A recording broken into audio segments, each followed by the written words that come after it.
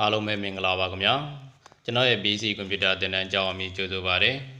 ေကျွန်တော်ဒီတစ်ခါပြောပြပေးမယ့်အကြောင်းအရာကြတော့ကျွန်တော်တို့ဒီ REPT ဆိုတဲ့ formula ကိုအသုံးပြုပြီးတော့ကျွန်တော်တို့ဒီအခုလိုမျိုးပုတ်ကားပုံစံလေးတွေပေါ့နော်ဒီမှာခဏနဲ့ရေးထားတဲ့ cell ပမာC ပေါ့နော်ဒီမှာဆို60ရောင်းထားတယ်60ရာခိုင်နှုန်းရောင်းထားတယ်ဆိုရင်ကျွန်တော်ကကားလေး6စီးနဲ့ပြတာပါနော်အဲ့လိုမျိုးလုပ်လို့ရတဲ့နည်းလေးတွေကိုကျွန်တော်သင်ငယ်ချင်းတွေကို sharing လေးလုပ်ပေးသွားမှာဖြစ်ပါတယ်โอเคအားဆိုကျွန်တော်ဗီဒီယိုလေးမစခင်လေးမှာကျွန်တော် YouTube channel ကို subscribe မလုပ်ရသေးဘူးဆိုရင်လည်း subscribe လုပ်ထားပေးဖို့ကျွန်တော်တောင်းဆိုပါတယ်ခင်ဗျာကျွန်တော်ဒီတိုင်းဗီဒီယိုတစ်တွေကိုကြည့်ချင်တယ်ဆိုရင်တော့ဘေးကချက်ပေးခေါင်းလောင်းလေးကိုလည်းနှိပ်ပေးသွားကြပါဦးခင်ဗျာကျွန်တော်ရဲ့ Facebook page နဲ့ Telegram တို့မှာလည်းလာရောက်အားပေးကြဖို့ကျွန်တော်ဖိတ်ခေါ်ပါတယ်โอเคအားဆိုကျွန်တော်ဒီဗီဒီယိုလေးစလဲကြအောင်နော်အားကြတော့ကျွန်တော်ဒီမှာဒီလက်ရှိရေးထားတဲ့ဟာတွေကျွန်တော်အကုန်ပြန်ဖြတ်လိုက်မယ်နော် clear လုပ်လိုက်မယ်ပြီးတဲ့အခါကျကျွန်တော် formula အသစ်ပြန်ပြီးရေးပြပေးမယ်ပေါ့နော်ကျွန်တော်ညီမြချင်းထဲပါပြီးတဲ့အခါကျရင် REPT ဆိုတာပေါ့နော်ဒီမှာ register နေလိုက်ပါပြီးတဲ့အခါကျရင်ကျွန်တော်က test ဆိုတဲ့နေရာမှာပေါ့နော်အဲ့ဒီမှာကျတော့ကျွန်တော်တို့က position နဲ့စကားလုံးကိုဒီမှာရေးထည့်ပေးဖို့လိုတယ်ကျွန်တော်ဒီမှာကျတော့ double quote ရေးစပြီးတော့ဖွင့်ပေးဖို့လိုတယ်စကားလုံးကို position တာဆိုရင် double quote ကိုဖွင့်ပါပြီးတဲ့အခါကျရင်ကျွန်တော်ကဒီထဲမှာဆိုလို့ရှိရင်ကျွန်တော် ABCD A ရပြီးတော့စပြီးတော့ကျွန်တော် ZT ပေါ့နော် A to Z ကိုကြိုက်တဲ့စကားလုံးကိုကျွန်တော်ဒီနေရာမှာရေးထည့်ပေးလို့ရတယ်နော်ကျွန်တော်ကကျတော့ကျွန်တော် P ကိုရွေးချယ်ပေးလိုက်မယ်ပြီးရင်ကျွန်တော် double quote ကိုပြန်ပိတ်ပေးလိုက်နော်ပြီးတဲ့အခါကျကျွန်တော်တို့ comma တစ်ချက်ကိုပါဒီမှာကျတော့ကျွန်တော်ကဒီ P ဆိုတဲ့စကားလုံးကိုဒီမှာ60ဆိုလို့ရှိရင်ကျွန်တော်တို့ကဘယ်နှလုံးပေါ်သေးခြင်းလဲပေါ့နော်အဲ့ဒါကိုကျွန်တော်တို့ရွေးချယ်ပေးဖို့လုပ်လို့ရတယ်အဲ့ဒါကျတော့ကျွန်တော်ဒီ number time ပေါ့နော်အရေးအတွက်ပေါ့နော်အဲ့ဒါဆိုရင်ကျွန်တော်တို့ comma တစ်ချက်ကိုပြီးသွားလို့ရှိရင်ကျွန်တော်တို့ဒီမှာလက်ရှိရေးထားတဲ့ C percentage ပေါ့နော်60ရာခိုင်နှုန်းဖြစ်တဲ့အတွက်60နေရာမှာဒီ set ကိုတစ်ချက်နှိပ်ပါပြီးရင်အဲ့60ဆိုလို့ရှိရင်ကျွန်တော်တို့က B အလုံး60ပေါ်သေးခြင်းလားအဲ့ဒါဆိုတော့အရင်များသွားပြီပေါ့နော်အဲ့လိုမဟုတ်ဘဲနဲ့ကျွန်တော်တို့ကခြုံလိုက်မယ်ပေါ့နော်သူ့ကိုကျွန်တော်က6လုံးပဲပေါ်သေးခြင်းနဲ့60ဆိုရင်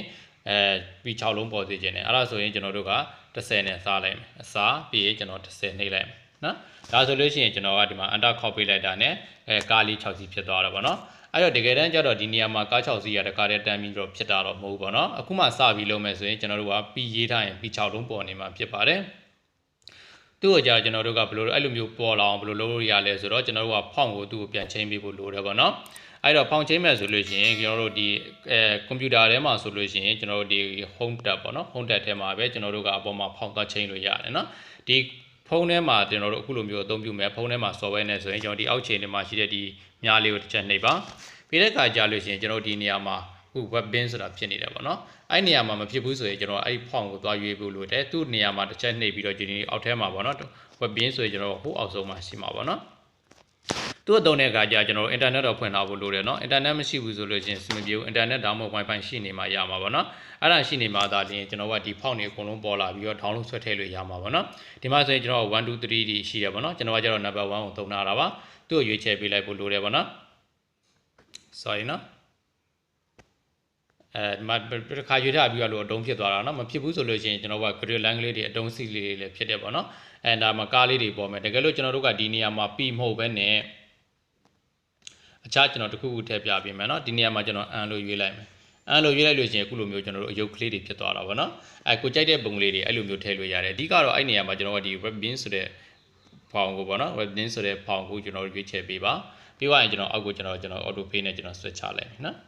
auto pay နဲ့ဆွဲလိုက်ဒါဆိုလို့ရှိရင်ကျွန်တော်တို့ကဒီမှာ20ဆို2စီး30ဆိုရင်ကားလေးတစ်စီးပေါ့နော်တကယ်လို့ကြတော့သူကကျွန်တော်10နဲ့စားထားတာဖြစ်နေတဲ့အတွက်ကြောင့်မလို့ဒီလိုမျိုးပြတာပေါ့နော်10နဲ့15နဲ့10နဲ့20ကြားမှာကျွန်တော်က15တို့19 18စသဖြင့်အဲ့လိုသွားဖြစ်နေမယ်ဆိုလို့ရှိရင်တော့သူကတစ်စီးပဲပြမှာပေါ့နော်20မပြည့်မချင်းသူကတစ်စီးပဲပြမယ်ဘာကြောင့်လဲလို့ဆိုတော့ကျွန်တော်တို့ကဒီမှာသွားပြီး10နဲ့စားထားတာပေါ့နော်အဲ့လိုမှမဟုတ်ဘဲနဲ့ကျွန်တော်တို့ကအနုစိတ်ပေါ့နော်15စီးဆိုလို့ရှိရင်15ဆိုရင်ကား15စီးပေါ်စေခြင်းနဲ့ဆိုရင်တော့ကျွန်တော်တို့က10မဟုတ်ဘဲနဲ့ကျွန်တော်တို့1ကိုနှိပ်ထားလို့ရှိရင်တော့ကားအစီးရေအတွက်ဒီရှေ့မှာရှိတဲ့အရေအတွက်တိုင်းနောက်မှာအဲ့လိုမျိုးပေါ့နော်အတုံးလေးတွေတောင်းမဝင်ကားအစီးရေအတွက်စာဆိုလို့ရှိရင်လည်းစာလုံးအရေအတွက်တွေနောက်မှာပြနေမှာဖြစ်ပါတယ်โอเคပါเนาะအားဆိုရင်အားလုံးလည်းပဲအဆင်ပြေမယ်လို့ထင်ပါတယ်ကျွန်တော်ရဲ့ဗီဒီယိုလေးကိုကြည့်ရှုအားပေးမှုအတွက်အထူးပဲကျေးဇူးတင်ရှိပါတယ်ခင်ဗျာကျွန်တော်ရဲ့ YouTube channel ကို subscribe မလုပ်ရသေးဘူးဆိုရင်လည်း subscribe button လေးကိုနှိပ်သွားပေးဖို့တောင်းဆိုပါတယ်ကျွန်တော်ဒီတိုင်းဗီဒီယိုတစ်တွေကိုကြည့်ကြနေဆိုရင်တော့ဘေးကချက်ပေးခေါင်းလောင်းလေးကိုလည်းနှိပ်ပေးသွားကြပါအောင်ခင်ဗျာကျွန်တော်ရဲ့ Facebook page နဲ့ Telegram တို့မှာလည်းလာရောက်အားပေးကြဖို့ဖိတ်ခေါ်ပါတယ်အားလုံးကိုစိတ်နှပြရှင်လန်းချမ်းမြေ့ကြပါစေခင်ဗျာ Good luck bye bye